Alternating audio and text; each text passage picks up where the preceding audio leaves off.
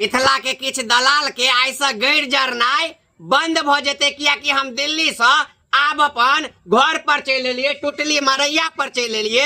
एते दिन से दिल्ली में छलिए, फ्लाइट में रहे छलिए, नीक नुकित खाना खाए छलिए, तो मिथिला के दोगला सबके दलाल सबके पेट में दर्द होय छले, अतरी जोड़े छले जे जयप्रकाशवा सुख में छे, किया ना गाँव जा रहल छे, दुख किया ना काटे के लेल जा रहल छे।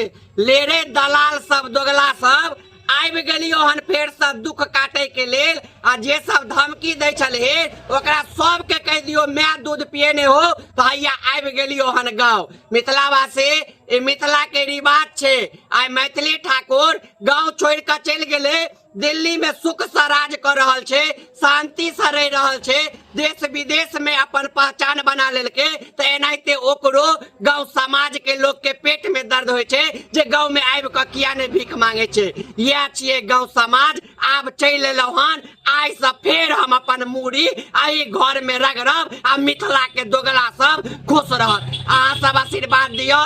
पहुंच गेलौ हन अपना घर पर। आब मिथिला से अपने सब गोटे के ग्राउंड रिपोर्टिंग क देखेब और अहाँ सबके बीच में उपस्थित रहब।